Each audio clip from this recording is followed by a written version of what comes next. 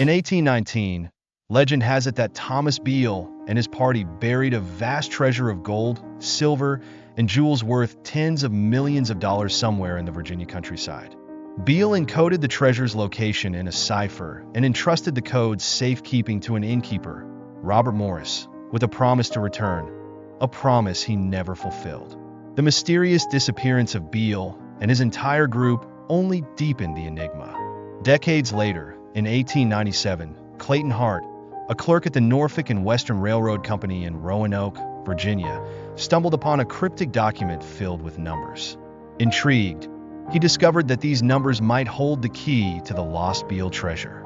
This revelation ignited an extraordinary journey for Hart, who began a lifelong quest to unravel the code. Clayton's research led him to a pamphlet written in 1885 by James B. Ward, titled The Beale Papers. The booklet detailed Beale's discovery of a gold mine in Colorado during a buffalo hunting expedition and the subsequent decision to transport the treasure to Virginia for safekeeping. The treasure was said to have been buried in a secret vault in the Blue Ridge Mountains, with its location encoded in 3 ciphers. The second cipher had been partially decoded using the Declaration of Independence as the key, revealing an inventory of the treasure: over 1,400 pounds of gold, nearly 5,100 pounds of silver, and jewels valued at $113,000, a fortune worth over $60 million today. Inspired by the decoded cipher, Clayton Hart enlisted the help of his brother, George, a skeptical but resourceful trainee lawyer. Together, the Hart brothers dedicated their lives to deciphering the remaining codes, driven by dreams of uncovering a treasure that had eluded seekers for nearly a century. Their quest became a tale of relentless determination, blending history, mystery, and the tantalizing allure of untold riches buried beneath Virginia's soil. For decades, the Hart brothers, Clayton and George, dedicated themselves to unraveling one of the greatest mysteries in American history: the Beale treasure. Legend spoke of a fortune in gold, silver, and jewels buried in Virginia by Thomas Beale in 1819. The treasure's location was encoded in 3 cryptic ciphers, tantalizingly out of reach. Clayton, the more adventurous of the two, proposed numerous methods to decipher the codes, tirelessly testing countless books and strategies. When traditional approaches failed, he turned to mesmerism, a blend of hypnotism and pseudoscience popular in the 19th century. He enlisted a young clairvoyant medium, hoping the boy's trance-induced visions would unveil the treasure's secret. During a seance, the medium vividly described the treasure's burial process and even led the brothers deep into Virginia's Blue Ridge Mountains, seemingly pinpointing the hidden location. Excitement surged as they unearthed a promising stone, but their digging yielded nothing. The medium redirected them to another spot beneath an oak tree. Desperate, Clayton returned alone with dynamite, yet even this yielded no treasure. Undeterred, Clayton refocused his efforts on the pamphlet that first introduced the Beale Papers, seeking new leads from its publisher, James B. Ward. Though Ward affirmed the story's authenticity, he could provide no further help. Years passed, and the brothers remained captivated by the mystery. In 1924, George, now a lawyer in Washington, enlisted the expertise of Colonel George Fabian, a renowned codebreaker. Fabian and his cryptographic team, including William and Elizabeth Friedman, pioneers in modern cryptology, studied the ciphers. However, after years of analysis, the Friedmans concluded the codes were likely a hoax. In their view, the Beale Papers were nothing more than a fabricated legend designed to exploit the allure of buried treasure. This revelation crushed the Hart's belief in the treasure's existence. Their decades-long quest, driven by hope and determination, had been fueled by an elaborate myth. Yet, the tale of the Beale treasure endures, continuing to capture imaginations and spark debates about whether a fortune truly lies hidden beneath Virginia's soil, or if it ever existed at all. The Beale treasure legend may be one of history's greatest hoaxes. The cryptic Beale Papers, supposedly revealing the location of a treasure buried by Thomas Beale in 1819, captivated countless treasure hunters, including the Hart brothers, Clayton and George. However, modern researchers have cast serious doubt on the story's authenticity. A compelling theory points to John William Sherman, a Lynchburg newspaper editor, as the mastermind behind the Beale papers. In 1885, Sherman's financially struggling newspaper, the Lynchburg Virginian, published numerous ads for the pamphlet. Evidence suggests Sherman may have authored the papers, enlisting his cousin James B. Ward as the pamphlet's publisher to lend credibility to the hoax. The connection between the two men, coupled with the frequency of the ads, suggests the papers were created as a sensational story to boost sales. Despite the Freedmans, renowned codebreakers of the early 20th century, declaring the Beale papers a forgery, the mystery continued to lure enthusiasts. In the 1960s, computer scientist Carl Hammer analyzed the codes but failed to unlock their secrets. Later, a journal from the 1820s surfaced, recounting a group that matched Beale's party, hinting that the story might have historical roots. If Thomas Beale and his men truly existed, what became of them? Did they recover their treasure or meet an untimely end, leaving it buried in Virginia's Blue Ridge Mountains? For Clayton Hart, belief in the treasure became a lifelong obsession. Even after the Freedmen's verdict, he held on to the hope that Beale's treasure was real, going to his grave convinced that the fortune lay hidden, waiting to be found. Today, the Beale papers remain an enigma, a tale of mystery, adventure, and human ingenuity. Whether a cunning hoax or a genuine puzzle, the legend continues to inspire treasure hunters and codebreakers, promising that the ultimate prize might still lie beneath Virginia's soil. The legend of King Arthur and his magnificent castle, Camelot, has captivated imaginations for centuries. But in the 20th century, archaeologists sought to separate myth from history, embarking on one of the era's greatest quests to find Camelot. In the 1950s and 60s, pioneering archaeologists like Leslie Alcock and Raleigh Radford began exploring sites linked to Arthurian legend, such as Tintagel in Cornwall, Arthur's supposed birthplace.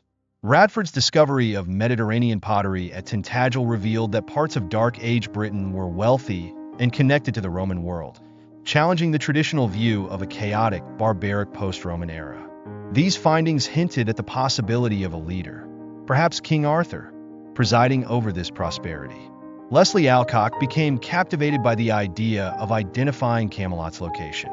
His research led him to South Cadbury Hill in Somerset, a site steeped in local legend and linked to Camelot by 16th century antiquary John Leland. With Radford's support and newly developed technologies like geophysical surveys, Alcock organized a massive excavation.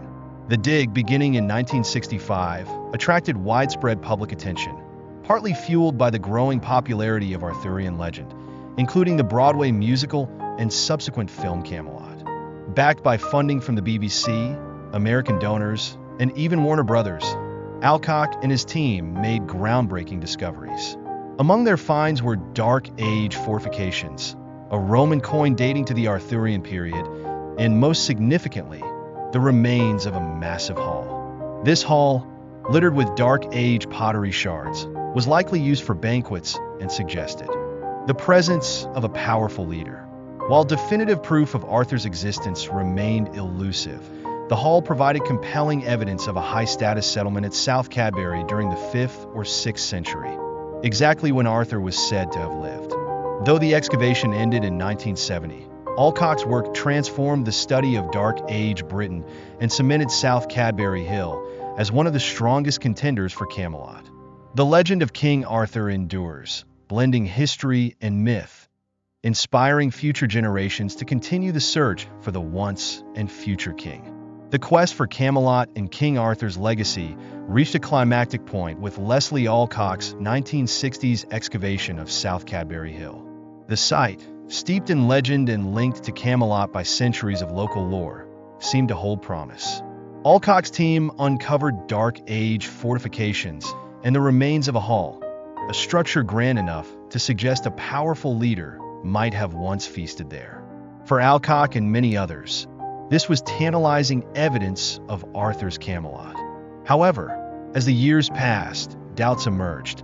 Critics questioned the size of the Great Hall, noting it was far smaller than the legendary Round Table would require.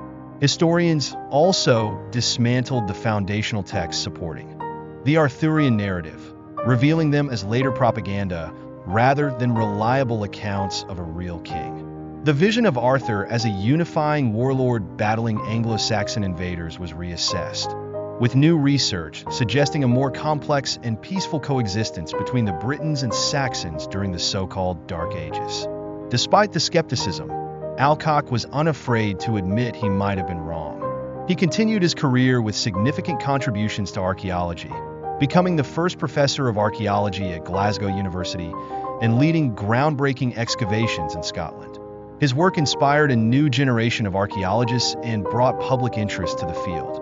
While South Cadbury Hill is now a quiet site visited mostly by walkers, Alcock's dig revealed it as a major fortified settlement occupied for over 4,000 years. Whether Arthur existed as a historical figure or remains a powerful myth, Alcock's work reminds us that the legend endures, not just in history, but in the imagination. Every nation, after all, needs its heroes, and Arthur remains Britain's timeless symbol of unity and greatness. In the early 19th century, tales emerged of mysterious ruins hidden deep in the jungles of Central America, remnants of a lost civilization that defied prevailing beliefs. At the time, most historians dismissed the idea that Native Americans could have created such grand structures, attributing the ruins to Egyptians or Asians who supposedly built them before vanishing. Enter John Lloyd Stephens, an American lawyer turned explorer, and Frederick Catherwood, a skilled British artist. In 1839, they embarked on a daring journey to uncover the truth behind these enigmatic sites. Their mission: to locate and document the ruins of Copan in Honduras, Palenque in Mexico, and Uxmal in the Yucatan, which hinted at a sophisticated civilization previously unrecognized. Stephens, a seasoned traveler and writer, invited Catherwood to join him, offering to finance the expedition. Armed with brushes, machetes, and even pistols for protection, the duo faced the dangers of the region: border disputes, hostile terrain, and disease. To ease their journey, Stephens leveraged his appointment as a U.S. ambassador to Central America, a position that came with its own ominous history. His 4 predecessors had died in office. Their adventure began in October 1839, landing them in British Honduras, modern-day Belize. From there, they ventured toward Copan, the first of the legendary cities. What they found would astonish the world. Among towering structures and intricate carvings, they discovered evidence of an advanced civilization with complex architecture, sculptures, and a rich artistic legacy. Stephens and Catherwood's journey didn't stop at Copan. Over months of grueling exploration through Mexico, Guatemala, and Honduras, they uncovered the remnants of 44 cities. Catherwood's detailed illustrations captured the grandeur of the ruins, while Stephens' writings challenged the established narrative that Native Americans were incapable of such achievements. Together, they proved that these ruins were the work of the Maya, an indigenous civilization that flourished long before European contact. Their discoveries revolutionized our understanding of the Americas past, shedding light on the remarkable achievements of the Maya and inspiring future generations of archaeologists.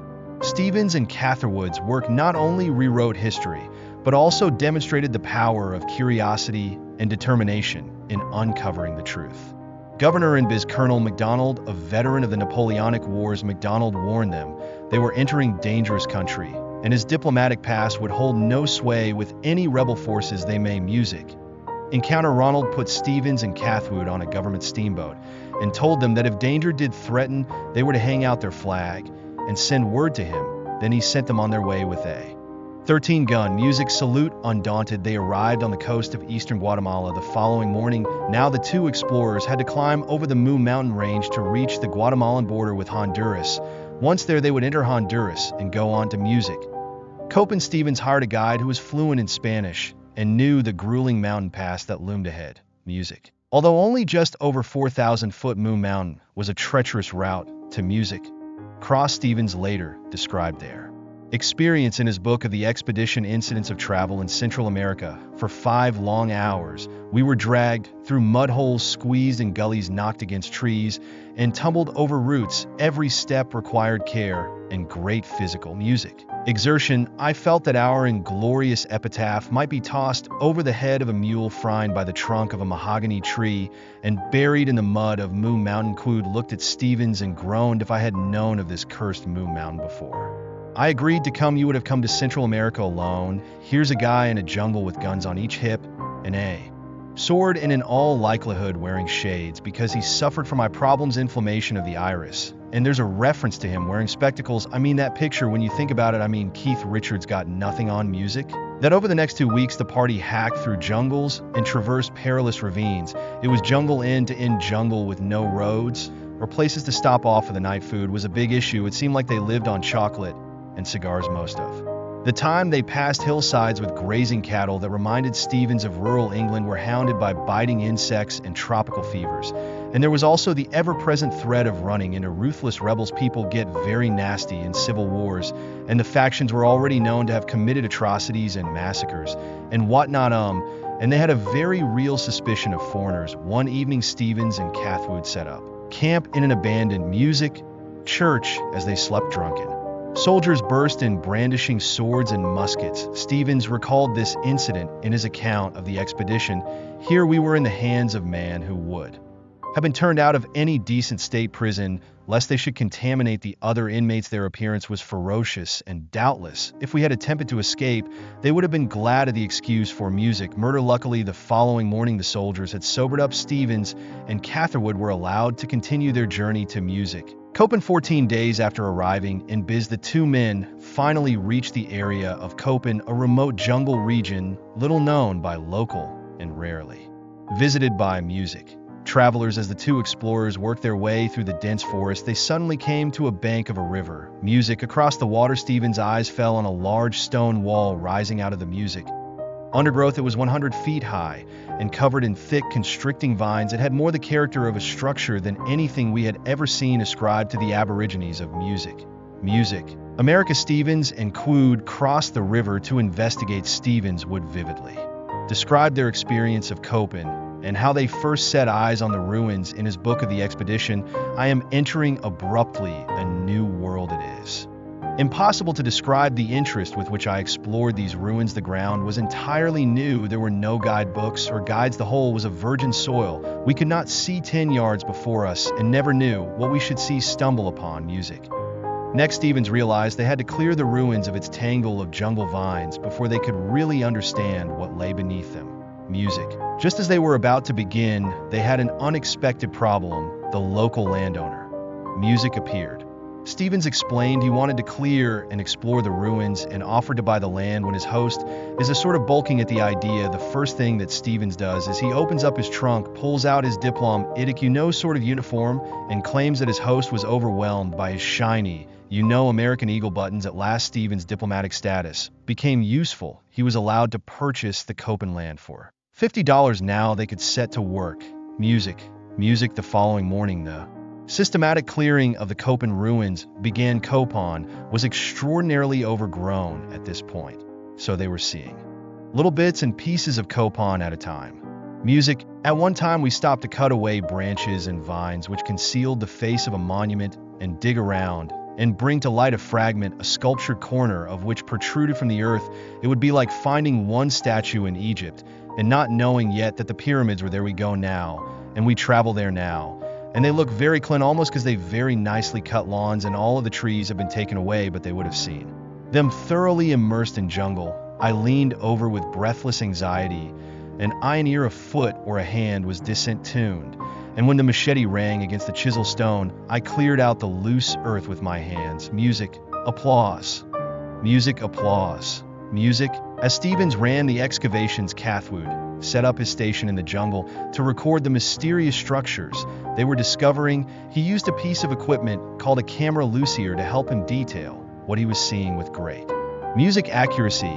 He had with him this apparatus, the camera and lucier. The light came through a kind of prism and gave you an image which you could see on a piece of paper, and you pretty much sketch it or trace it And it was a great help to Catherwood, with his incredible knowledge of architecture, must have realized right away that this was something quite unique and that he was in a unique place qualified to record music.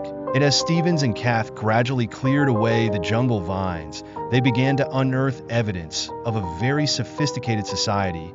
They saw fantastic little elements of sculpture which intrigued them, and then eventually as they carried on they began to see these very large, great big monoliths. Seeing these which clearly convinced them that this was something they never seen anything like that before. Working our way through the thick woods, we came upon a square stone column about 14 feet high and 3 feet on each side from the base to the top. The front was the figure of the man, curiously and richly dressed, and the face evidently a portrait our guide called it an idol, and before it was a large block of stone sculptured with figures which he called a music altar. The sight of this unexpected monument gave us the assurance that the objects we were in search of were interesting, not only as a remains of an unknown people, but as works of art proving that the people who once occupied the continent of America were not savages. Right away, you can see how open he is, because he doesn't say, oh, that's a monster or a crude representation of the devil or something. He observes that they're very complex, must have been made by you, no talented people. Music, applause. Music, applause. As the days passed, Stevens and Catherwood uncovered monumental structures that could have housed hundreds of people and building blocks that showed all the hallmarks of a great civilization. They found large squares, terraces, and platforms with stepped pyramids, temples, ceremonial buildings, and shrines with altars. Music. We reached a terrace so overgrown with trees that at first we could not make out its form, but which on clearing we ascertained to be a square, and with steps on all the sides as perfect as those of the Roman amphitheater. I think they really were kind of astounded once they got to cope on the extent of the cities, the beauty of the sculpture, the desolation of the city, and the mystery that hung over it all created an interest higher, if possible, than I had ever felt among the ruins of the old world. What is amazingly sort of human and endearing of him is the way he puts it, is that he says, after a time looking at these things, it was evident these weren't the monuments of savages. These are sophisticated people. Now, there could be no doubt the two amateur men had found what professional historians had said could not exist, proof that some form of civilization had once thrived in this area. Music. And then came something even more extraordinary. Writing, standing at the center of the ruins, their eyes fixed on a large stone monument with 16 seated human figures carved around it and 36 blocks of hieroglyphs on its top. Cat knew from seeing all the Egyptian hieroglyphs that he'd drawn over and over again along the Nile that this was a writing system, and that at the writing system they talked together about this probably had something to do with the images on the front. As Stevens and Catherwood's eyes examined the hieroglyphs, they were aware that all the great cultures of the past had developed their own writing systems. The people of Copen had clearly done the same. Just like the civilization of the old world, there were no associations connected with the place, none of those stirring recollections which hallow Rome, Athens, and the world's great mistress on the Egypt plain, but architecture, sculpture, and painting, all the arts which embellished life, had flourished in this overgrown forest. Orators, warriors, and statesmen, beauty, ambition, and glory had lived and passed. Music away, but it begged the question, who had built this place, and what had become of them? The city was desolate. It lay before us like a shattered bark amidst the ocean. Her mask on her name effaced, her crew perished, and none to tell when she came to whom she belonged, how long at her voyage, or what caused her destruction in the ruined cities of Egypt. Even in the long-lost Petra, the stranger knows the story of the vestiges around him. Music.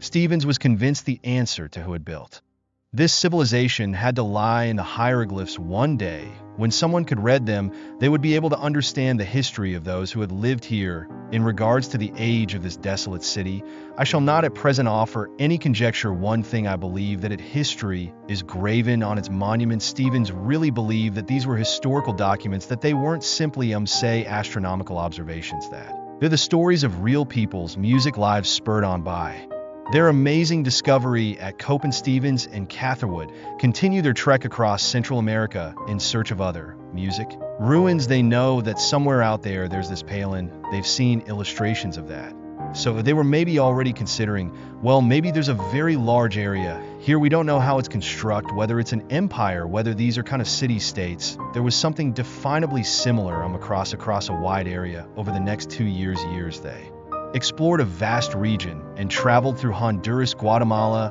and the Yucatan in southeastern Mexico. Stevens and Cathwood uncovered, surveyed, and recorded another 43 ruined cities that had lain buried and forgotten for hundreds of years, including Uzar, Chichen Itza, and Tulum, and they found evidence of everything that people believed was needed for a civilization. Vast cities with central areas containing grand plazas, royal courts, and governors' palaces, proof of a sophisticated social hierarchy. Ornate temples, stepped pyramids, and monuments bearing hieroglyphic descriptions, proof of an organized religion. Gymnasiums and ball courts, astronomical observatories, intensive farming land, markets, and trading centers, outlying villages, lookout towers, and defensive walls with linking roads and causeways, all with a common architectural style that confirmed that there was once a single vast civilization. Music. Here Stevens and Catherwood returned to New York in the spring of 1842. They faced a new challenge. They had to convince the world that what they had discovered in Central America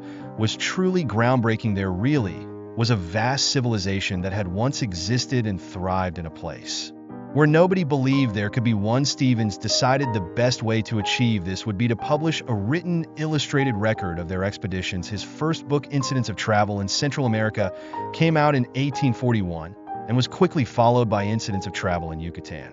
In 1843, Stevens' books contained over 200 Catwood engravings and were an instant success, selling more than 20,000 copies within the first 3 months. His volumes were really within the reach of the middle-class American reading public, and so the ruins reached a far wider audience than they ever had before. Edgar Allan Poe called Stevens' work perhaps the most thrilling book on travel ever published. Music.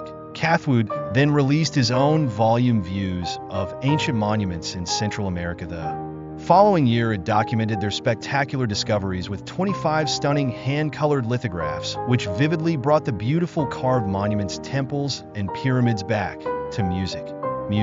Life. What Catherwood did with his drawings was not so much just make pictures. He used the word draw in its larger sense of pulling. He basically drew an entire civilization out of the past into the present. I think that there is a real parallel between Catwood's painstaking illustration of every inch of a monument and Stevens is doing the same thing in prose. Together, the writings of Stevens and the illustrations of Catherwood would captivate the imagination of their readers. Stevens had a fantastic rhetoric. His writing style was clear, descriptive, immersive, and he really portrayed a lot of his passion for what he was doing through his writing. Music. It was a perfect example of how the words and the images complement one another. Neither one could have pulled this off on their music own, but for all their extraordinary revelations, there was still one question they could not answer. As Stevens wrote, "I now bid farewell to the ruins. I leave them with all mystery around them, and in the feeble hope that these imperfect pages may in some way throw a glimmer of light upon the great and long vainly mooted question, who were the peoples of America?" Music. Stevens and Catherwood would never know the answer. They both died early in their lives, Stevens from malaria at the age of 47, and Catherwood drowned when his ship sank crossing the Atlantic in 1854. He was 55. Music. But eventually Stevens' prediction would come true. When someone could read their hieroglyphic descriptions, they would understand who these people were. Over the next 170 years, the secrets of this culture's history were indeed proved to be in their writing. Stevens is really the first Western explorer in Central America and Mexico, both to believe in indigenous authorship of the ruins and to glean the importance of the music glyphs. Archaeologists inspired by Stevens and Catherwood's explorations managed to read the writings and the images. Music.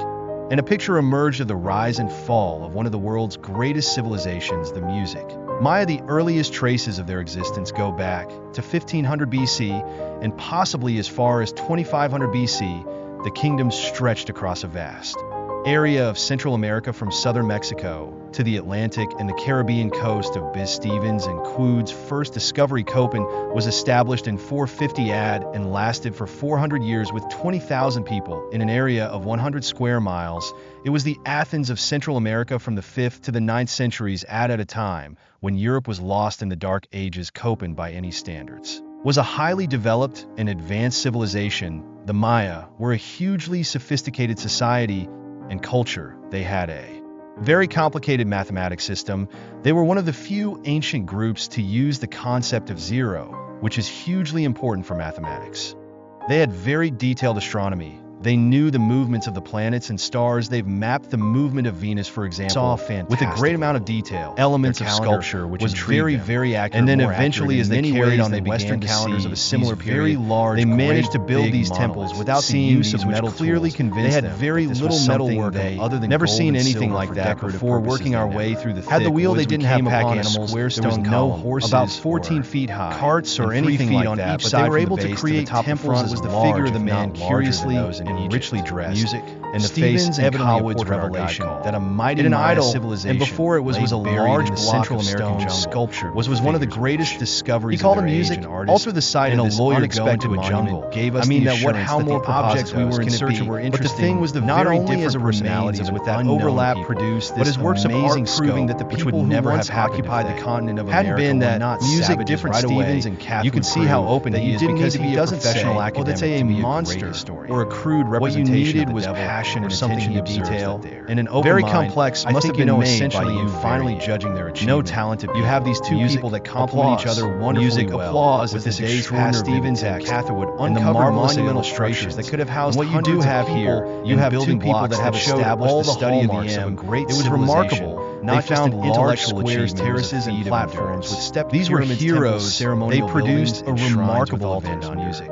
We reached a terrace circumstances. I think it was one of the trees that at first we could not make out absolutely in history, but which on their astonishing discoveries ascertained to be a square, oversteps on all the sides we had about the development of cultures in the New World. I think they really were kind of astounded. Had proved beyond doubt. They got to Copan, the extent had constructed a sophisticated civilization that compared to any of the finest ancient civilizations that hung over it all of the old world. Music higher, if possible, than I had ever felt according to legend of fortune and gold. What is amazing, buried somewhere in America's Rocky Mountains, of him, imagine, is the way he puts it. Is that he says, after a time looking at these just waiting to be found, the only clue to the treasure's location is these are sophisticated drawn by the sole survivor. There could be no doubt the two amateur men descendants had found what professional historians had 200 years could not exist just when it appears to be within their grasp. Terrible events had once thrived in this area. Has it the treasure is actually cursed, and then came something even more died trying to find a disease standing in the center of supernatural forces fixed on a large stone monument. Hungry adventurers seeking the human figures carved. There are those who believe that this treasure blocks of hieroglyphs on its top catted knew from seeing all the Egyptian, trying to keep us from finding that treasure over and over again along the Nile. Glittering fortune found system, and then and that at the writing systems the story together about this probably had Colorado at that time. Due with the images on the front was an investigator specialized eyes examined the unexplained phenomena. They were aware that I'd been interested in the paranormal and metaphysical subjects, their own writing UFOs, anything that has an air of mystery the same. I've always been civilization of the old world, but along the way, there were no associations connected with the place. Some treasure legends, none of those, and maybe do some follow-up, and maybe do some treasure hunting. And the world's great mistress. Course of his research, O'Brien was architecture, sculpture, by a mysterious, serious man. This guy approached embellished life, and he kind of hinted around that he had some evidence that involved a fabulous treasure, statesman beauty, and he hinted around that he was involved in looking for this treasure. And I was very intrigued by it begged the question, and I kept in touch with place and set up a meeting so that we could talk about it. Desolate. Music lay before O'Brien arranged to meet the man amidst the ocean, her mask on her name. And I look around, and I see him, and he motions me to the back, and he was bound to sit in a corner away from prying eyes. What caused her destruction? He sits down, and he begins to tell me this story. The long-lost Petra, the stranger, knows the story. Me, the mysterious man, claimed he'd married into a treasure-hunting family. Stevens was convinced the answer they'd search for caches of gold. This civilization had to lie in the hieroglyphs by a doomed expedition. When someone could read them, by one of their they would be able to understand the history of those who had lived. Was convinced they were close to uncovering the legendary cursed gold of treasure. I shall not at present offer any conjecture. Began in the 18th century with an adventure graven on its monument. Stevens really believed that these were historical documents that that time simply say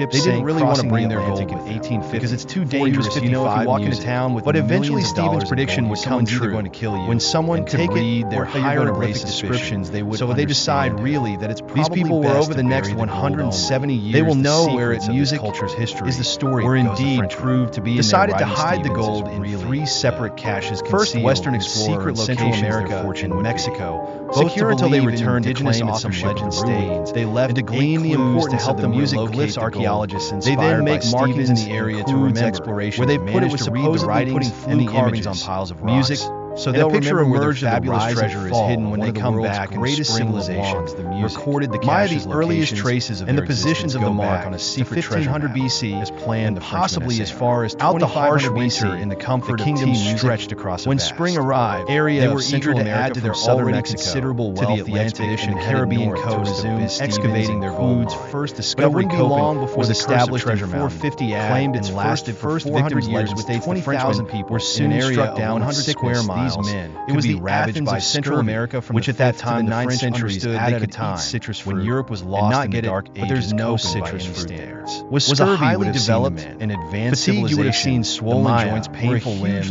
They just would sophisticated not have society felt well at and all the culture. pace of work They had slowed a men collapsed. very complicated Through mathematics fatigue, system. one retelling They were of one of the story few states ancient LeBlanc groups fed to his sick use the companion concept of vitamin zero, rich which is infused hugely local important nettles to ward mathematics. off the sickness.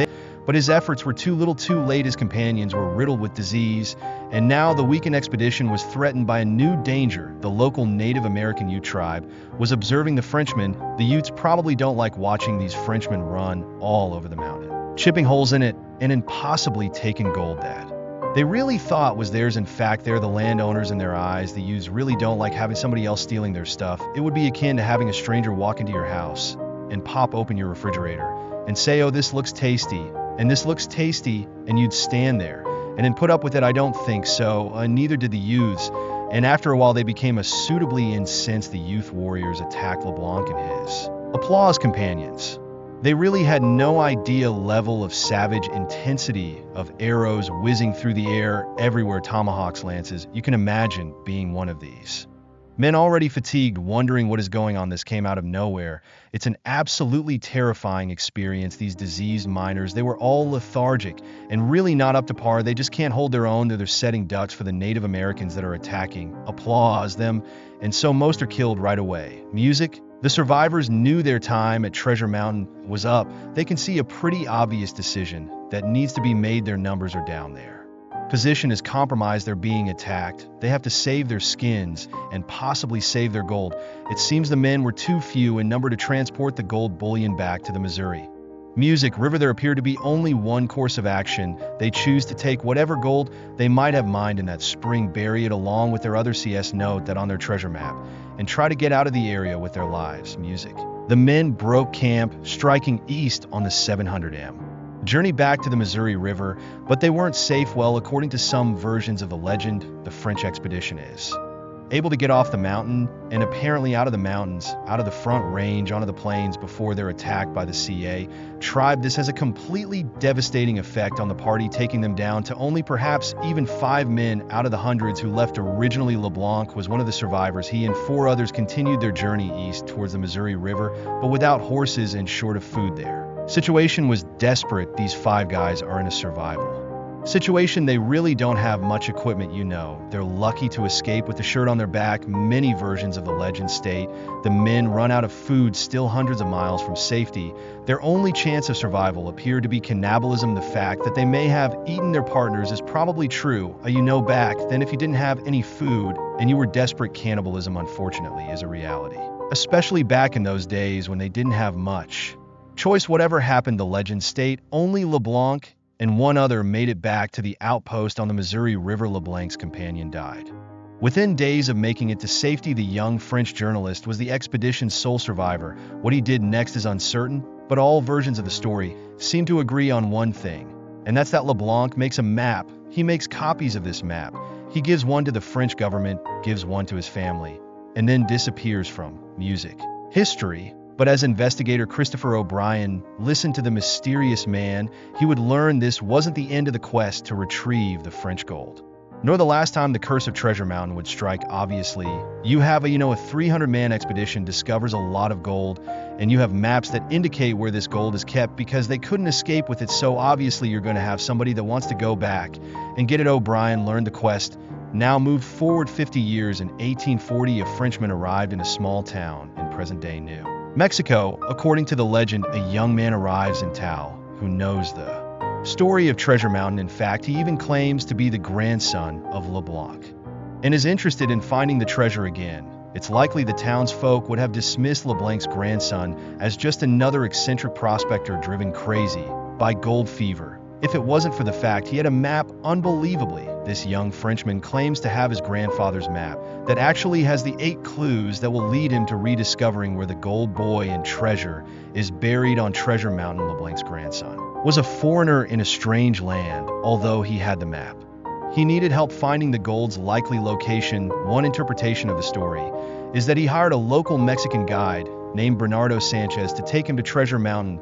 The two men joined forces to retrieve the gold buried half a century before by LeBlanc's grandfather Sanchez Led LeBlanc and his party of French miners into the music mountains. One retelling of the legend claims the men discovered strange music markers, fleur symbols carved into rocks, and piles of stone signs matching those on the map drawn by LeBlanc's grandfather. They get very excited, because now the map is matching what they're finding, the Ferdy on the rocks. So they know they're close to a gigantic fortune in gold buried right at their feet somewhere. So they're very excited. The men searched the area for months, but they found nothing. Then the curse of Treasure Mountain struck again. Just like his grandfather before him, LeBlanc was being closely monitored by the local Native American music tribe. According to music legend, warriors attacked the mining music party. LeBlanc's grandson was killed, and inside his jacket pocket was his grandfather's secret treasure map. Only the guide Bernardo Sanchez made it out alive.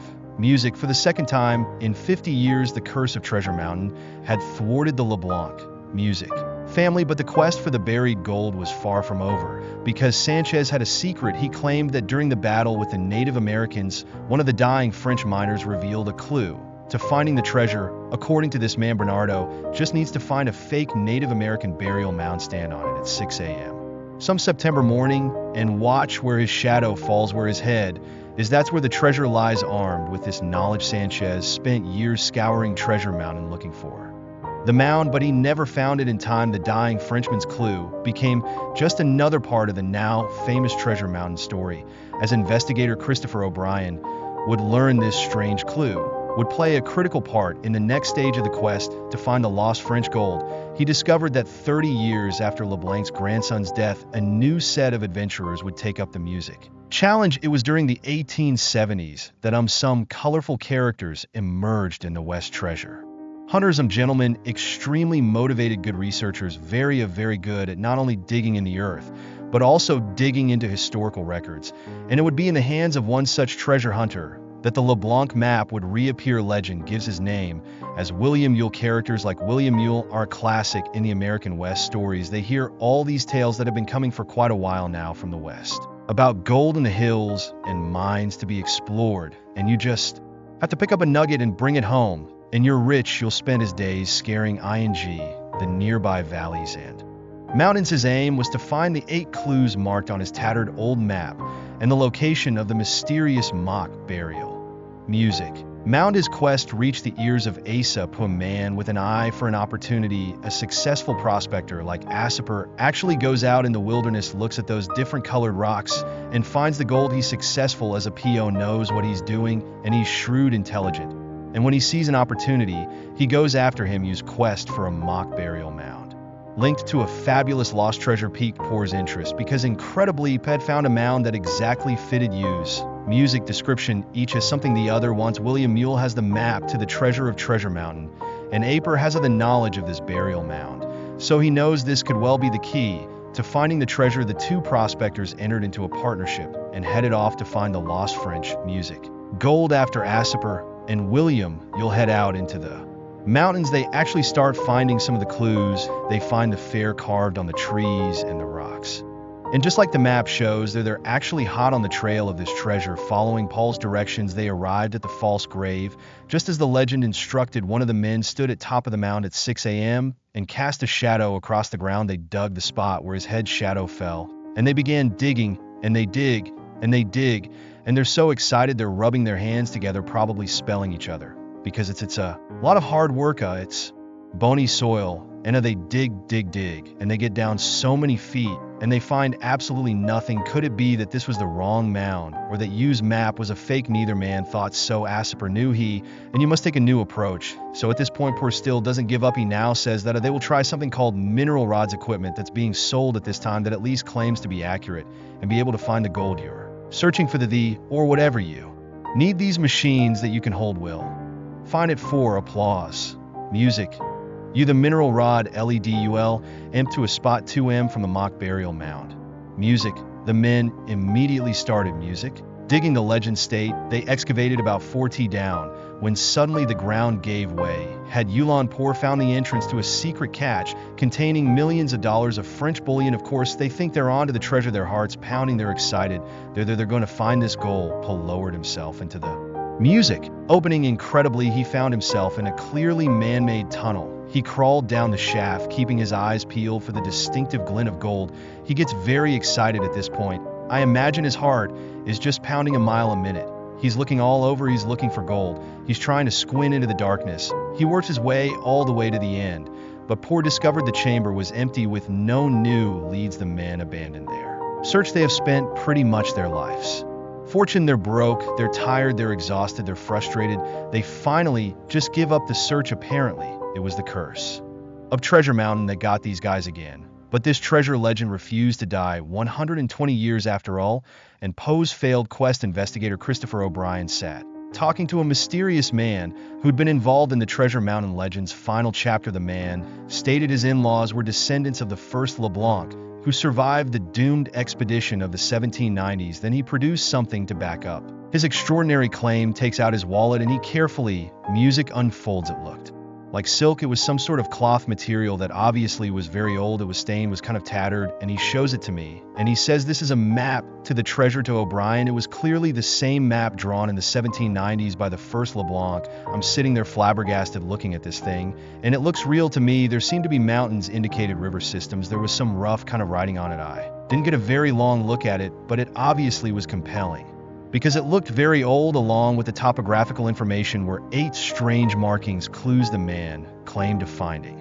the lost treasure. What was very impressive about it were these 8 sigils. There was a pair of boots, there was a chalice, there was mountains, there was like a cross, there was different types of symbols on it. The mysterious man told O'Brien his in-laws had found 7 of the 8 clues, and that he believed he recently found the 8th. So of course the first thing I do, I ask him, I say, you know, how did you find this 8th clue after the family's been looking for it for generations?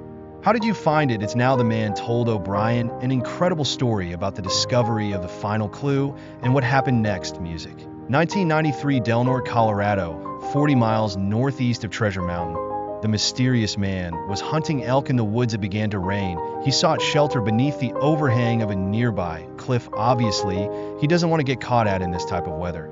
So he quickly looks around for a place to, hide and maybe hole up for a little bit and let the storm pass over. So he spies this about 3-foot opening behind some underbrush, and he thinks, well, maybe it'll open up. The man squeezed through the gap and found himself in a passageway. His first thought was, great, I'm out of the weather. But then as he's sitting there, of course, like anyone, he got curious, and so he started to work his way back, and it goes into the mountainside about 20 feet. The man discovered the passageway was blocked by a cave, and he shies torch across the damp walls. It's then he spotted something as he's looking on the wall next to the cave, and what does he see? He sees a chalice, which he knows from the treasure map is the missing symbol of the 8 symbols that have been searched for by this family, his in-laws, for many, many generations. All thoughts of hunting elk were overtaken by the possibility of finding millions of dollars of lost French gold. But there was a problem with the man's story: the mountains near Del Norte, where he claimed to have found the 8th clue of 40 mil from Treasure Mountain. How could he have found a clue to the gold here? Had everyone who'd sought the treasure been looking in the wrong place? Or was the man mistaken? There is one possible explanation how the 2 stories come music together, since the Del Norte area is on a direct path from where the LeBlanc party would have been running away from the Native American attack. The first one, they could have very well taken either all of the bullion or probably just some of it with them, and that gold was slowing them down. They could have very well buried it in this area. That this mystery man is claiming he has found the 8th clue. So it was possible the French expedition buried a portion, if not all, their bullion at the site in Del Norte, and that LeBlanc crafted new clues to its location both on the ground and on his map. Music. Soon after his discovery, the mysterious man returned to the passage with his treasure hunting in-laws. The first thing they want to do, of course, is go in and see the sigil to make sure that his claim is accurate, and the expert of the eye. I think it was the grandfather goes in there, and the patriarch is looking at this symbol, and he looks at his grandson-in-law, and agrees that you have found the lost symbol. The family began excavating. The music cave in. Their hours of effort revealed a further 12 feet of passageway. Well, man, imagine their excitement as they're digging, and they finally get this obstruction cleared away. And it was quite sizable. It went for quite a number of feet, and they finally get it away, and one of them squeezes over to look inside, and he finds that the tunnel continues into the hillside, but not for very far, because he yells back out to them that there's a big boulder that appears to have been purposefully put in the way to further obstruct the tunnel. Why would someone deliberately block the passage? Had it been to hide the gold? The family was discussing how to remove the obstacle when night began to fall, but they want to give it one more shot before it gets too dark to continue working, and they had brought some candles, and they had flashlights, so they're going to give it one last shot, but the next 3 minutes would turn out to be the most terrifying of their lives. So he has this bundle of candles, and he starts to place them going down the tunnel towards the end where the obstruction is. As he's putting the last candle down on the ground, a snake comes out of nowhere and fires at him and narrowly misses him. I've had this happen myself, and I know how terrifying it is, and he backpedals out of there breathlessly. But he and his family were soon threatened by another malicious force. As he's coming out from out of nowhere, he's followed by a swarm of bats that are squeaking and acting very aggressively. Instead of just flying out of the entrance of the cave and taking off, they start dive bombing and attacking people, which is very uncharacteristic behavior for bats.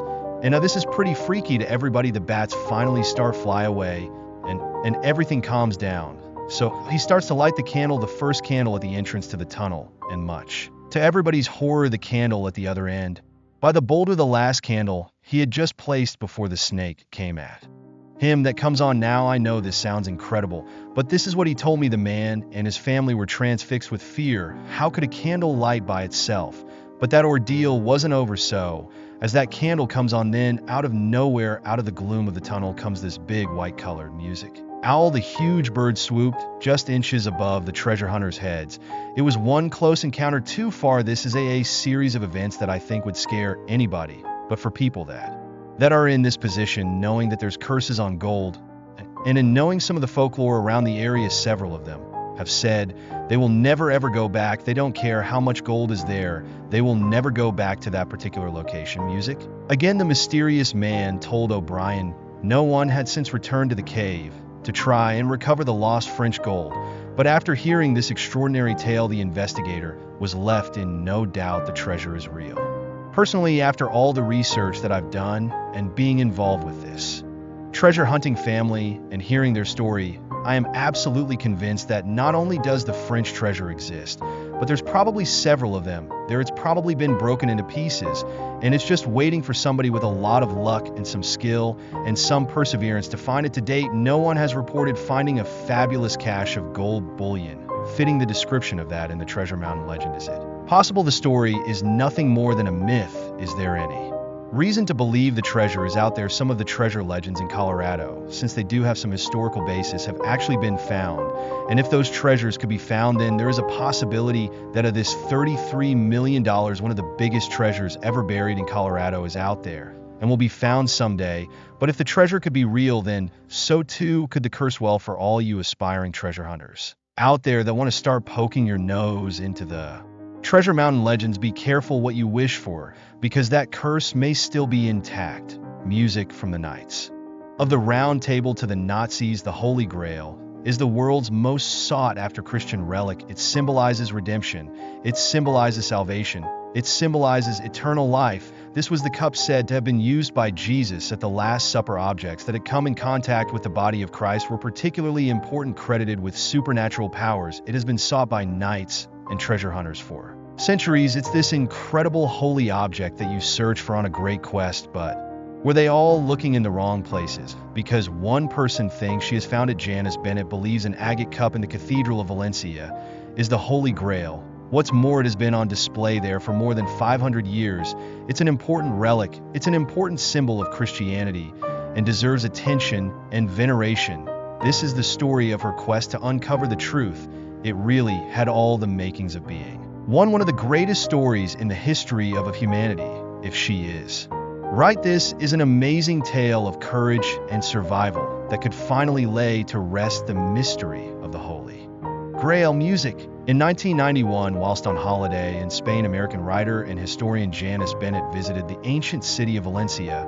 After walking around the old quarter, she decided to visit the magnificent cathedral. It was here, quite by accident, that she stumbled on something bizarre and intriguing. I happened to notice a small chapel in the cathedral. As I was leaving entering the chapel, she saw an illuminated shrine. Behind the high altar containing a small chalice richly studded with pearls, rubies, and emeralds. This is Valencia Cathedral's most prized possession, the Santo Quillas, also known in English as the Holy Grail. The Holy Grail was a drinking vessel which was venerated, and the legends say why it was venerated. It was venerated as the cup of Christ from the Last Supper. Music. According to Christian belief, the Last Supper was the final meal Jesus shared with his apostles in Jerusalem. Before he was betrayed and crucified, he took the bread and he said, "This is my body," and he broke the bread and shared it with his disciples. And then he took the cup and he said, "This is my blood, the blood of the new and everlasting." Music, covenant, and once again the disciples drank from the cup, and then he said, "Crucially, do this in memory of me." So this was not just a one-off meal, it was something that he wanted his followers to repeat. Music, applause. Music. One of the core beliefs of Christianity, the sacrament of the Eucharist or Holy Communion, derives from the words spoken by Jesus at that meal. The ACT has become central to all Christian worship. The Eucharist is the source and summit of the Christian life. It's really at the heart of everything we do, everything we believe. We believe that Christ is present under the appearance of bread and wine. And when we receive the bread and wine at communion, we are receiving Jesus. We are one with him. But on that day in Valencia, to Janice, it seemed almost absurd. Surely she couldn't be standing just a few meters away from the Holy Grail. I really didn't feel anything when I looked at it. It didn't speak to me in any way, and I wasn't captivated by it. I wasn't particularly impressed. Janice noticed that none of the other visitors seemed particularly struck. Music. Either, as I recall, there were only one or two other people in the chat. They seemed to be either disinterested or at the very least unaware of what they were actually seeing. But even so, Janice's interest was piqued to find out more. I looked in the gift shop in the cathedral. The only thing I could find was a small brochure that had been rather poorly translated from Spanish into English. It didn't say much, but reading the booklet, Janice began to discover a little more about the chalice history. She was hardly the first to be drawn into the mystery of the Holy Grail. The interest in chalice emerges from a desire to come in contact with something that had actually come in contact with the body of Christ for centuries. Grail hunters from all over the world have been searching for this miraculous object. It symbolizes redemption, it symbolizes salvation, it symbolizes eternal life. And in a way, the Holy Grail stands for man's quest for God, man's quest for truth. The Holy Grail in the Middle Ages became the motive of a lot of legends and romances, and poetry became the symbol of the aspiration of any Christian knight to go on a quest for the Holy Grave. Music. This is incredible holy object that you search for on a great quest. It represents chastity and purity along the way. It has become shrouded in myths and mystical powers. It heals wounds. It offers salvation so much so that even at the height of the Nazi regime, Heinrich Himmler, the head of the SS, searched for the Grail, believing its powers would help win him the war. He converted a great castle into a modern-day Camelot with a ritual chamber and its own round table. He planned to display the Grail here, but he too failed in his quest. It's become the one object in the world that is almost impossible to attain. It's become a symbol of something far beyond human aspirations, the absolute pinnacle of what we desire. So over the centuries, the Grail has received many associations, everything from St. Joseph of Ara and Glastonbury, King Arthur and his knights, the Templars, and more recently Dan Brown, Indiana Jones, Python. But essentially beneath all these stories and myths is this idea of a cup that Jesus used at the Last Supper the night before he was crucified. So could this object in Valencia be the true cup of Christ, that same one everyone has been searching for? Music. Janice's research showed whether this was or wasn't the real Grail. People had been prepared to die for it. I found a very small booklet that had been written by almost Canala now. He was a Spanish priest who was actually responsible for saving this chalice from destruction during the Spanish Civil War in the 1930s. Spain was a deeply divided country, politically torn between right-wing nationalist and left-wing Republican parties. As the Great Depression hit, the country fell into turmoil after the king abdicated. The Republicans were elected to power and the army rebelled. Spain was in a state of civil war. And like all civil wars, atrocities were committed by both sides. It was a time of great violence and strife, and it's often forgotten that the church itself had a very difficult time. It was persecuted. 13 Spanish bishops were put to death at the hands of the communists. Many churches were discreated, cleared things, stolen reliquaries, stolen priests and nuns, and religious killed by the communists who had a hate against the church, which was a symbol for the ancient regime. In this climate, there was no respect for relics. Valencia and the chalice were in danger. Music. At 9 a.m. on the 21st of July, 1936, 4 people celebrated Mass with the Holy Chalice for the last music time. As they said Mass, hordes of soldiers began to surround the cathedral. They were very concerned. One priest locked and bolted the door, whereas at 10 o'clock they felt the situation was so serious that they came up with a very dangerous plan. There just happened to be one woman in attendance at this Mass named Maria Sabina, so they asked her to carry out this rather dangerous mission. They enveloped the chalice in silk, wrapped it in a newspaper, and planned to smuggle it out. Sneaking through the church crypt, she carried her precious parcel beneath her coat. Music. She had to walk through groups of armed soldiers. At any moment they could discover her hidden treasure, but luck was on her side. Her brave action was just in time. They entered the chapel of the Holy Grail. They burned all the pews and confessionals. They even burned the tabernacle, where it had been kept. The fire was so intense that many paintings and precious works of art were destroyed. Music. But despite the destruction, the chalice had escaped. When the war finally ended on March the 30th, 1939, it was brought out of its hiding place in the countryside and returned to the authorities in Valencia, where the chalice has remained in the cathedral ever since. That story really impressed me so much, so that I felt that even if this weren't the real Holy Grail, I didn't feel it would be a waste of time to investigate it, because it was so deserving of having its story told by its own merits. But the key question for Janice was if this was the real Grail, how had it got from the Holy Land in the 1st century to 21st century? Music. Spain. Well, of course, it was very important for me to trace the story of this chalice from the beginning. How did it get from Jerusalem to music? Spain. Janice needed to work out how the cup might have left Jerusalem in the first place. Establishing the authenticity of any object that supposedly goes back to Jesus, whether it be the chalice or the cross, the nails, is incredibly difficult, and it requires an awful lot of detective work. So Jan is focused on the events following the Last Supper. Going back to the earliest traditions of the church, she discovered St. Peter was said to have gone from Jerusalem to Rome, where he became the first pope. Well, we believe that St. Peter was made the head of the church by Jesus himself. He's given the name Peter, which means rock. He is the rock on which the church is built. Janice felt it likely that because of his importance in early Christianity, St. Peter would have been given the cup and taken it to Rome. Certainly something as precious as the cup used by Jesus at that Last Supper surely would have been saved in some way, surely would have been passed down, and St. Peter is the likely a person who might end up with it. She believed he would have then used this cup to celebrate the first Eucharist. Christians felt that relics were extremely important because they were really a link between past and present. They represented something that was sacred, something beyond human music comprehension, but the fact that it could have been given to St. Peter was hardly proof. She needed to find more music. Evidence. She looked into the earliest traditions of the Eucharist and discovered that when the Mass was codified, it had a very particular form of words. In the Roman Catholic Mass, we have 2 different versions of the consecration. You have the general canon and the Roman canon. And the Roman canon says not Christ took the cup in his hands, but it says what means this very jealous by saying this very chalice. Did it mean that when the Pope celebrated Mass, then they were using the actual Holy Grail from the Last Supper? Janice believed what is just tradition now was based on actual facts back then. The Roman canon of the Mass are the words that Jesus spoke at the Last Supper. It originated in Rome with St. Peter and his followers, his successors. So many scholars would believe that this was the actual cup that had been used by Christ, and the popes were very well aware of that fact. But 200 years after St. Peter may have brought the cup to Rome, disaster struck. Janice discovered that in 257, the Emperor Valerian instigated a systematic persecution of Christians. The bishops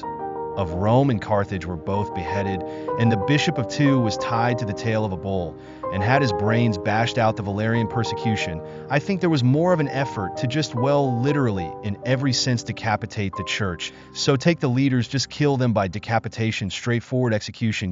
This is what will happen to you if you carry on in your insane, eccentric religious beliefs. The Pope at the time was 6 us 2, knowing he will be executed. The one thing He can do is preserve of the cup. Janus read how he summoned a deacon of the church, a Spaniard called Lawrence, and asked him to safeguard the treasure.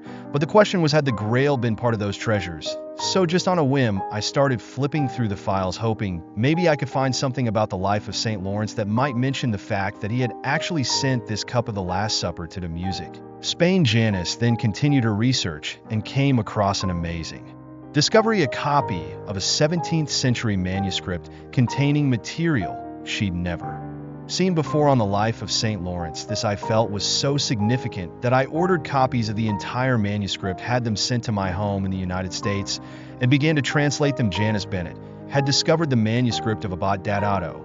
It told how Pope Sixtus had given the Grail to Lawrence, who, after defying the might of Rome, was put to death in the most horrific manner. Music. He was placed on a gridiron, having been stripped naked, and he was slowly roasted to death. But such was St. Lawrence's faith and courage that he was able to make light of the situation, and even just as he was being roasted on that gridiron. And he even said at one stage, "Turn me over, I'm done on this side." But critically, Janus learned from the manuscript that before Lawrence died, he too had passed the chalice on to a fellow Spaniard. Dan was very explicit, he says, and he gave to Prelius, a disciple from the homeland of Spain, the cup in which Christ consecrated his blood on the night of the last music supper. So here we have this direct, very explicit reference. It also provides the name of the Spaniard to whom Lawrence entrusted such an important relic. So the chalice had escaped with Prelius, and Janus was building a strong case for Lawrence getting the Grail to Spain. According to tradition, he managed to get a Spanish soldier, a legionnaire from Spain, to carry this relic to Heza. The parent of St. Lawrence had an estate, so it was kept by the parents, and it was Saphir. So could the chalice have been taken to Heza town in northeastern Spain? Janus traveled there and discovered at firsthand how strong the cult of St. Lawrence remains there today. Further evidence linking the Grail to Spain in AA. It is so evident the importance that St. Lawrence has had for the people for so many years, that this tradition is so deeply enrooted in their culture that the entire town seems to be dedicated to him. You see these martyrdom motifs everywhere. 3 churches dedicated to St. Lawrence. Really, it's amazing. But if the chalice had been taken to Heza, it was there that the trail went cold. And what's more, this coincided with the greatest period of turmoil and religious conflict in Spanish history, the Muslim invasion. I think it was safe then in AA. But the problem was that the Muslims came up from Africa and invaded Spain in the year 71. So at that time, Christians were really forming caravans all over Spain, going to the mountains in the northern parts to hide all the relics, because they knew that they weren't music. Say for the next 250 years, there was no mention of the Holy Grail. But then the records say that in 1037 it reappeared in a secluded monastery high in the Pyrenees. I think the first time I went to Sun Wonder the PN, I was immediately struck by this music. Location: an absolutely magnificent monastery, very simple, but in such an incredible setting in the Pyrenees that it really invokes Osana de Lina. Was an important strategic location, a burial place of Spanish kings, and a safe haven for relics. A good part of northern Spain stayed Christian throughout this entire process, and that it remained a stronghold and to the point of resistance against Muslim occupation. We know the chalice was here in 1037 because of a remarkable historic event. It was the place where the first Mass in Latin language was celebrated in 137 at a council where the Roman Mass was introduced into MOS Arabic Spain. So when the people delegate introduced and celebrated for the first time the Roman Mass, he consecrated with this important relic after the cardinal had used the Holy Cup of the Last Supper in the celebration of the Mass. San Juan de Lina became a center for pilgrimage, so there were thousands of people every year passing by. They like to tell their stories of the relics along the way, and so the knowledge of this relic became very well known throughout Europe. However, it had got there from this point on. The cup was hugely venerated on this site as the Holy Grail. Janus believed she had found a firm trail of evidence taking the chalice from Jerusalem to Rome and now to the north of Spain. She now needed to discover how it got to music. Valencia. Janus read that after centuries safely stored in the remote monastery of San Juan de Lina, the Grail was on the move. Once again, reading the monastery's records, she discovered how on September the 26th, 1399, the cup she had seen in the Cathedral of Valencia was handed over by the monk as a gift to the king. It sets forth all the details of this transfer, of how he took it to his palace, the Alhambra in Saragossa, and he mentions the fact that this is the cup that Jesus used at the Last Supper. and that it was sent to Spain by St. Lawrence. From then on, she found out that successive monarchs kept the Grail with them, and it moved about their royal courts from Zaragoza to Barcelona, and then finally Valencia. And you see it is moving more and more south because during the centuries the front between the Christianites and the Muslims moved more and more to the south until in 1492 Spain was completely Christian again. By 142 the chalice was in the Cathedral of Valencia, where it has remained ever since. For Janice it was all coming together. Finally, she believed she had tracked the complete journey of the chalice from Jerusalem to Valencia, but it was now that the difficult questions began. It could conceivably have been a cup that had come from Rome, but that didn't mean it was the cup of Christ used at the Last Supper, proving that would be much more difficult. I did most of the work at home, of course. I would have copies of everything made in the National Library, or wherever I found them, or when possible I bought the books themselves and brought them home with me, so that I could do it in my own home, and in peace everything together that way. I took many photographs along the way so that I would have that record as well. Amongst the problems she faced were the many rival grails. Well, we believe that by the 16th century, there were at least 20 chalice or other objects that claimed to be the Holy Grail. There are 3 well-known grails today. The Genoa chalice, now proven to be a glass dish of Islamic origin. Then we have the Antioch chalice, which is a beautiful silver work with a lot of decoration and human figures around, but the human figures alone prove that it must be Byzantine, because in Judaism human figures were forbidden, and if the Antioch chalice was too recent, then the wooden Nanus cup with no province before the 19th century was no contender. Either one by one. Janice ruled out the pretenders, but how could she prove that the cup in Valencia was the real one? The solution had to be in proper archaeological testing. For one thing, the object needs at least to be intrinsically plausible, so it needs to be something that does come from the 1st century, or at least plausibly comes from the 1st century. Is something that somebody like Jesus, a Jewish peasant from Galilee, might have had, or his sponsors or friends might have had. Janice discovered that the only detailed independent scientific analysis done on the chalice was by Dr. Antonio Beltran in the 1960s. Professor Beale was the professor at the University of Saragossa, a leading Spanish archaeologist who in the 1960s was commissioned by the Archbishop of Valencia to study the relic of the Santo Cais from an archaeological point of view, and to date, a prolific academic author and one of Spain's leading archaeologists. Beltran was also an expert on artwork of the ancient world. Dr.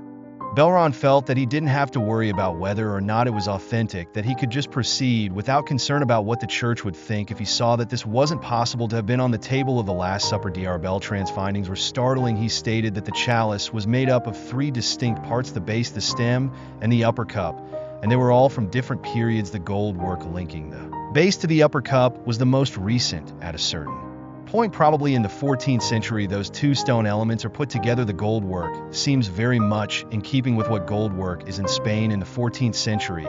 If you see the golden frame, this is clearly a medieval work. There's no question about. Dr. Beltran said the base was made of Celadon stone. He concluded it was probably an inverted incense burner chosen as a base to support the cup, but because of its similarity in color and material, but its design and poor quality of craftsmanship indicated it was possibly from as late as the 9th century, and so couldn't have anything to do with the true Grail. Beltran then focused all his attention on the upper cup. It too was made from chalad, but exquisitely crafted and of a very high quality, similar to those made at a very specific period of time, and he dated it into the Hellenistic period, 3rd to 1st century before Christ. And you can prove it very easily that this dating is correct by just comparing it with other archaeological discoveries from this period, and there was more than it just dating from the right period. According to Beltran, the upper cup was a great example of a luxury stone item from the skilled workshops of the Eastern Mediterranean, the very area Jesus Christ came from. He said that these stone cups were fabricated in workshops in Egypt, Syria,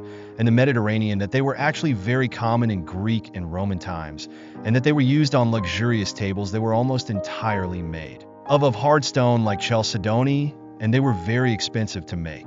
Critically, these valuable vessels stopped being manufactured around 50 AD when they were replaced by glassware, which was cheaper and quicker to Produced so according to Beltran, the upper cup is definitely of the right design and type from the right place and period, but trying to tie a specific object to a specific moment in history like the Last Supper is almost impossible. There's no way to prove scientifically it was the cup of Christ, but what you can prove is that there is a possibility that it was used by Christ to try and find that proof. Janus went back to the historical context of the Last Supper. Could this have been the type of cup Jesus might have used? Jesus was Jewish, and the chalice of the Last Supper was used for a Seder, for a Passover meal. The Bible tells how in the last week of his life Jesus went to Jerusalem to celebrate the feast of Passover. Passover is one of the most important festivals in the Jewish year. At this time, Jewish people remember how God liberated them from slavery under the pharaohs in ancient Egypt in preparation for the Passover meal. Everything must be thoroughly cleansed or kosher. Anything porous or with cavities that cannot be richly purged isn't used, so the chalice used for wine of the Last Supper had to have been pure. This would have ruled out wood and other materials. They also did not use a clay chalice, because clay might have had little captivities in it. They did not use silver, because silver was used for pagan coins, and you had pagan deities imprinted on its stone. Was the obvious answer. Music. So fine stone wears all over the Holy Land in Jewish settlements from the time of Christ, in which they kept water for purification, so the perfect choice would have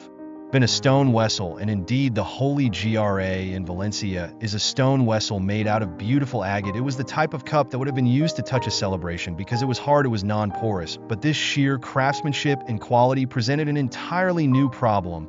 How could Jesus, who famously wanted nothing to do with wealth and riches, be using such a valuable cup?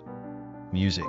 Once again, Janus looked to the Bible for clues. Looking back at the accounts of the Last Supper in the Book of Mark, she discovered that the Last Supper was held in a cycle, or dining room, and there was something unusual about this room. According to Christians and many biblical scholars, that the owner of the center was a wealthy man, and we know that because it insinuates that in the Bible that this was held in an upstairs room where servants present at that time. Having a house with a first floor and servants would imply considerable wealth. If she is right, Jesus was an honored guest of a wealthy family, and on an occasion as special as Passover, it is likely that only the very best table where it would have been used. So it was natural, because this was a very expensive cup. It would have been priceless for this family even before the Last Supper took place. So if the upper cup was the type of cup used at the time, it begged the final question: why had it been joined with medieval gold work and studded with music?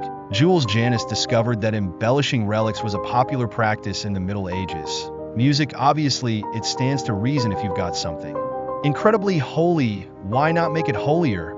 I mean, you want to give people their money's worth when they come and see it. So deck it up in gold and jewels, whatever you've got to hand. There's a cynical element to that, of course. You know, it is effectively a tourist attraction, but there's also a more spiritual dimension as well. After Constantine, suddenly Christianity becomes a bit more worldly, and there's a greater sense of beauty as a spiritual path. So studying beauty would lead you to the true beauty that is God, and Christians were quite enthusiastic about this. But she also discovered there was a practical reason for the cup's transformation into a long stem chalice. It is easier to celebrate Mass when you have a stem to hold on to and a weighted base. There's less chance of an accident happening during the Mass, spilling some of the precious blood. For Janus, it was all making sense. As all these pieces started coming together for me, I was really amazed by the incredible mosaic of art, culture, and history that was taking shape before my eyes from a valued family heirloom blessed by Jesus at the Last Supper. The Grail traveled to Rome and was used by the early popes to establish and practice the Holy Mass during the Valerian persecutions. This same cup was bravely spirited away to northern Spain, where it had become a rallying point for Christianity, and then from the 14th century it became a prized treasure of the kings of Aragon, before entering Valencia's cathedral in 1428, where it has remained almost ever since. It really had all the makings of being one of the greatest stories in the history of music, humanity. 11 years after first seeing the chalice, Janus was now convinced that the cup in the Cathedral of Valencia is the Holy Grail. Really, this whole quest for me, I feel sometimes like I was led on, and that it was from something beyond me, because I have no idea how it happened. She wrote up all her findings in the form of a book, St. Lawrence and the Holy Grail, the story of the Holy Chalice of Valencia. It's really now for the first time that people who go to the cathedral and enter the chapel of the Holy Grail can actually appreciate the rich history of this relic, that they can understand all the sacrifices that were made by so many people throughout the centuries, that they can really comprehend all the near misses with destruction this relic has suffered throughout the years, and appreciate its history more. Of course, it is impossible to say for certain that this is the Holy Grail. There are many skeptics who are sure it isn't, and to a large degree it comes down to circumstantial evidence. I guess the Valencia story is as plausible as any is for the last resting place of the Holy Chalice. The problem is it has a whole bunch of weak links. We have to accept that it was kept. We have to accept that it was taken to Rome. We have to accept that the story of Lawrence taking it to Spain is actually true. And we have to accept that, well, they did manage to hang on to it in Spain for all that time. But there's nothing impossible about any of them. We don't need to believe in any miracles for this to be true. So it's possible for the faithful. The archaeological evidence doesn't refute the authenticity of the chalice, so no one can rule it out as the Holy Grail. And there are people in Spain who certainly believe it is authentic. So the chalice is a wonderful link with the past and the present. It keeps tradition alive. Often it is very important in defining identity, the identity of a particular town or a church or a province. And it does help to unlock the mysteries of our faith, to bring home to people things that happened way back in the biblical past. In more recent times, the Valencia chalice has become more widely accepted. It seemed to have even received the endorsement of the highest Catholic authority in recent years. There have been 2 papal visits to Valencia. Music. The first was by Pope John Paul II in 1983. He venerated to the Holy Chalice. He touched it, and there's a wonderful picture of him kissing the chalice. And then a bit later, he was able to use it at the celebration of Mass.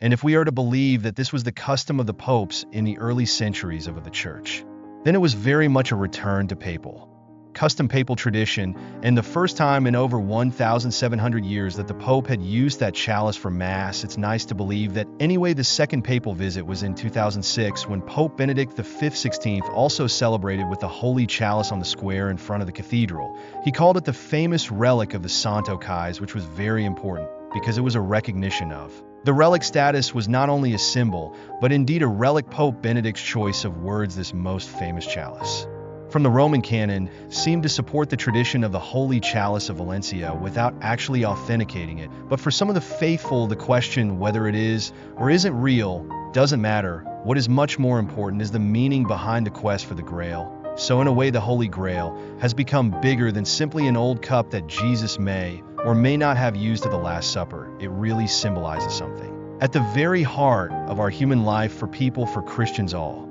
over the world. This represents salvation. It represents the sacrament of the Eucharist. Something beyond this world, something that we can look forward to when we die. A better place where everyone will be happy. Today, this most famous chalice remains on show in Valencia's great cathedral for all to see, a focal point for belief and worship. We have to really admire and look at the faith of many, many generations. And in a way that the devotion of generations of Christians gives a relic a certain sanctity in itself. The fact that it's been the focus of prayer, that it's been the means of people encountering God, whether or not the relic is historically valid, that in itself gives a certain authenticity to the relic.